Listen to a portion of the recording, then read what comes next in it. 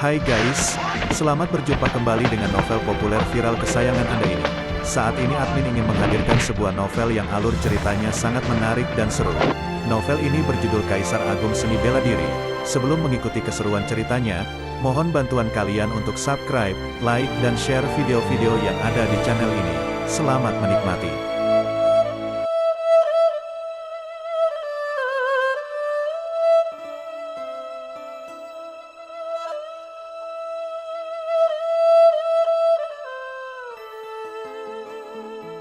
Kaisar Agung Seni Bela Diri, Bab 300, Wilayah Inti, Boom. Ratusan binatang iblis tahap menengah tingkat raja berubah menjadi gelombang mengerikan. Energi iblis mereka terpancar dan sangat menakutkan. Jarak yang jauh itu pun terkejar dalam sekejap. Boom. Aura Luo Xiu mulai meningkat dengan menakjubkan. Dengan bantuan kekuatan pusaka spiritual kuno seperti manik kegelapan ini, basis kultivasi Luo Xiu naik dari level ketiga penguasa bela diri ke level ke-9 penguasa bela diri puncak dalam sekejap. Lantaran ditekan pembatasan formasi alam rahasia, Luo Xiu tidak dapat menggunakan kekuatan yang melampaui tingkatan penguasa. Selain itu, binatang iblis di alam rahasia iblis tampaknya tidak memiliki lautan jiwa. Jika menggunakan indera spiritual untuk melakukan serangan jiwa, itu juga tidak akan berpengaruh. Tembok ilahi Tarsuna, Luo Xiu mengamuk. Dia menggunakan teknik penyempurnaan ilahi Tarsuna untuk menghadapi gelombang mengerikan yang dibentuk dari ratusan binatang iblis. Teknik ini menghasilkan selapis riak tirai cahaya hitam dan putih, seperti perisai yang besar untuk menghalangi bagian depan. Boom! Gelombang mengerikan itu menerjang layaknya pisau tajam yang menebas tembok ilahi Tarsuna. Seni bela diri ini adalah teknik pertahanan super yang berevolusi dari teknik penyempurnaan ilahi Tarsuna yang dapat menyerap dan menetralkan sebagian besar kekuatan serangan. Namun, di bawah serangan gabungan dari ratusan iblis tahap menengah tingkat raja, tembok ilahi Tarsuna itu pun hancur. Tubuh Luo Xiu juga terempas dan menabrak tebing batu yang tidak jauh dari sana. Tebing itu bergetar dan menggemakan suara keras. Seluruh tubuh Luo Xiu tertanam di dinding batu dan diselimuti debu. Sial, di bawah debu yang berterbangan, Luo Xiu memaki dan berjalan keluar. Ada beberapa lubang di jubah hitamnya dan mulutnya memuntahkan debu. Kekuatan serangan gabungan dari ratusan binatang iblis tahap menengah tingkat raja ini setara dengan serangan seorang ahli tingkatan pangeran.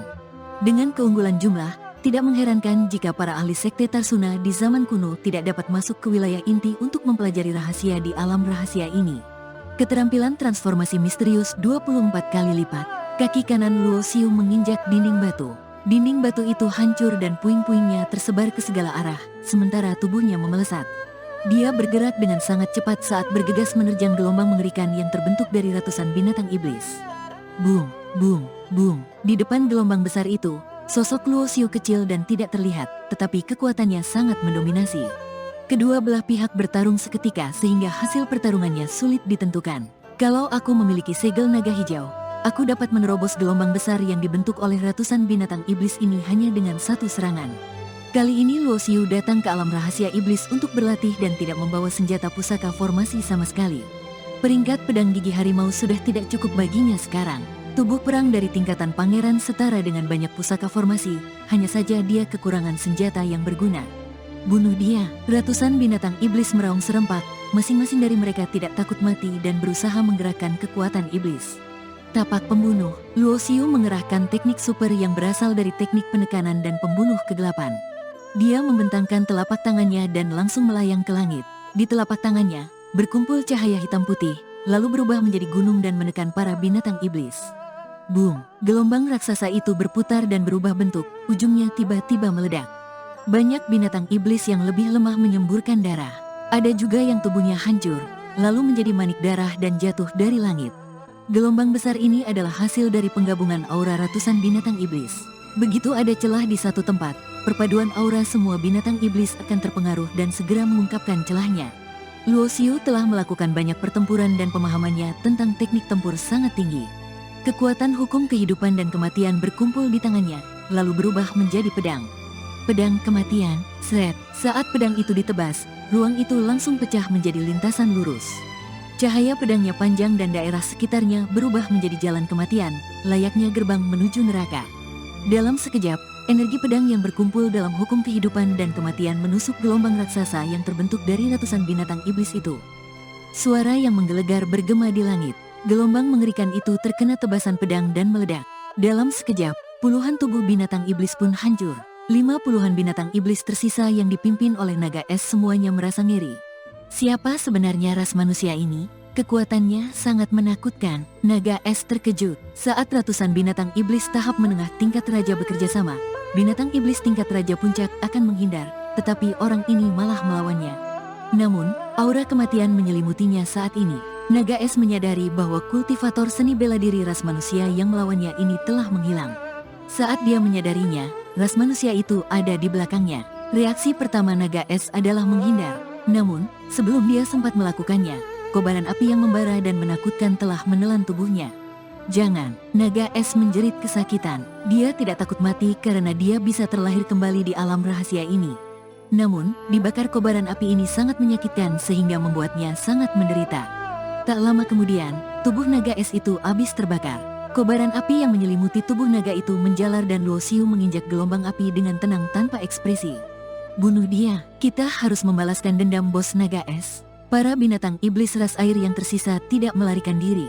Sebaliknya, mereka mengandalkan kemampuan terlahir kembali mereka dan berjuang melawan Luo Xiu sampai akhir. Api roh menelan kekosongan, para binatang iblis ini pasti tidak akan menyerang dengan begitu ceroboh. Para binatang iblis ini mencoba membunuh diri mereka sendiri. Luo Xiu tentu saja tidak akan berbelas kasih karena dia membutuhkan manik-manik darah yang terbentuk setelah para binatang iblis ini mati. 10 butir, 20 butir. Serangan Luo Xiu sangat tegas dan kejam. Para binatang iblis ini tidak bisa bekerja sama membentuk gelombang besar lagi. Mereka sama sekali bukan lawan Luo Xiu. Sesaat kemudian, ratusan binatang iblis ras air akhirnya dimusnahkan. Tetapi Luo Xiu tahu setelah jangka waktu tertentu binatang iblis ini pasti terlahir kembali. Luo Xiu memeriksa manik-manik darah di tangannya, masing-masing mengandung energi agung yang murni dan jauh lebih bagus dibandingkan dengan pil peringkat ke-6. Selain itu, energi darah yang terkandung di dalamnya dapat meningkatkan basis kultivasi dan tubuh fisik pada saat bersamaan. Luo Xiu pun memikirkan apa yang dikatakan Kaisar Bela Diri ke-8. Dia mengatakan bahwa di dunia ini, baik senjata, pil, dan formasi tingkat atas pun tidak disempurnakan oleh manusia. Sebaliknya, mereka adalah benda bawaan yang lahir dari langit dan bumi. Bahkan, dalam arti tertentu, makhluk hidup yang hidup di dunia ini juga terlahir dari langit dan bumi. Setelah binatang iblis mati, energi darahnya berkumpul menjadi manik darah. Dari perspektif lain, itu juga bisa dikatakan sebagai pil yang terlahir dari langit dan bumi. Mungkin tidak sulit untuk memikirkan hal ini, tetapi jika ingin membuat manik darah, itu sangat sulit. Hal ini membuat Luo Xiu makin penasaran. Sebenarnya orang seperti apa yang membangun alam rahasia iblis? Sebagian besar sejarah kuno tidak tercatat dalam sejarah. Langit dan bumi sudah ada sejak lama, pasti ada peradaban yang lebih tua sebelum zaman kuno. Jangankan Luo Xiu, bahkan para ahli bela diri di zaman kuno juga mempertanyakan hal ini. Luo Xiu ingin segera meningkatkan basis kultivasinya dengan ratusan manik darah tahap menengah tingkat raja di tangannya. Dia memang ditekan oleh pembatasan formasi dan tingkatan basis kultivasinya juga tidak dapat meningkatkan kekuatannya. Tetapi tujuan kunjungannya ke alam rahasia iblis adalah untuk meningkatkan basis kultivasinya. Dengan mengandalkan jurus membangun formasi, indera spiritual, tubuh fisik, basis kultivasi, dan teknik super level ke-9 penguasa bela diri puncak, Luo Xiu akhirnya masuk ke inti wilayah kelima sebulan kemudian. Setelah menelan dan menyempurnakan sejumlah besar manik darah tahap menengah tingkat raja, basis kultivasi Luo Xiu naik ke level keempat penguasa bela diri dalam waktu 1 bulan. Dia pun mencapai ranah penguasa bela diri tahap menengah. Saat dia baru saja melangkah ke wilayah inti ini, indera spiritual yang agung dan kuat langsung menguncinya. Ras manusia, kami sudah lama menunggumu. Tiba-tiba terdengar suara yang lantang. Indera spiritualnya kuat sekali. Luo Xiu membatin dengan wajah cemberut. Dia bisa merasakan kekuatan binatang spiritual ini melalui indera spiritualnya. Jelas, pemilik indera spiritual ini adalah binatang iblis kuat yang menjaga wilayah inti. Para binatang iblis ini tidak bisa meninggalkan wilayah inti. Jadi, sejak awal mereka sudah mengetahui ada ras manusia yang memasuki alam rahasia. Luo Xiu merasakan sesuatu dan melihat ke langit yang tidak jauh. Energi iblis yang mendominasi berubah menjadi awan hitam dan menyelimuti langit yang menekannya layaknya gunung hitam. Dibandingkan dengan gelombang besar yang dibentuk oleh ratusan binatang iblis ras air sebelumnya, awan hitam yang dibentuk dari energi iblis binatang buas kuno ini sangat mengerikan. Sebaliknya, gelombang besar sebelumnya sangat jinak. Sial, dengan kekuatan seperti ini, sekalipun ahli pangeran bela diri datang, mereka akan berbalik dan melarikan diri. Aku nggak bisa melawannya. Setelah memasuki alam rahasia iblis, untuk pertama kalinya ekspresi Luo Xiu berubah. Di hamparan awan hitam yang gelap, satu persatu binatang iblis bertubuh besar tampak samar-samar dari waktu ke waktu. Selain itu, Luo Xiu melihat bahwa ada banyak binatang iblis dan binatang iblis dari klan monster yang berubah menjadi sosok manusia berdiri dengan bangga. Mereka mencibir dengan tatapan membunuh. Kalau kamu nggak bisa menghentikannya, mengapa kamu nggak cepat-cepat lari, kata Kaisar bela diri kegelapan dengan cemberut. Saat berbicara, Luo Xiu sudah menggerakkan sayap roh dan langsung berubah menjadi seberkas cahaya yang menghilang di ujung cakrawala. Ini, di hamparan awan hitam, banyak binatang spiritual dengan aura membunuh tercekat. Apa kita tampak kejam sehingga mengejutkannya? Sial, di sini sudah sepi selama puluhan ribu tahun. Akhirnya ada ras manusia yang datang menyenangkan hati kita. Kalian malah mengejutkannya. Binatang iblis tidak bisa berkultivasi selama puluhan ribu tahun dan tidak bisa mati. Para binatang iblis ini kesepian. Mereka hidup tanpa arah dan tujuan sedikit pun. Bahkan ada beberapa dari mereka yang menantikan kedatangan ras manusia. Hal ini membuat mereka merasa bahwa mereka masih hidup di dunia ini. Luo Xiu tidak mengetahui hal ini. Dia hanya tahu bahwa ratusan binatang iblis tahap lanjutan tingkat raja yang bekerja sama menyerangnya bukanlah sesuatu yang bisa dia lawan. Selain itu, di antara binatang iblis tahap lanjutan tingkat raja, juga ada banyak binatang iblis tingkat raja puncak yang telah berubah menjadi sosok manusia. Di pinggiran wilayah inti, Luo Xiu berhenti sejenak.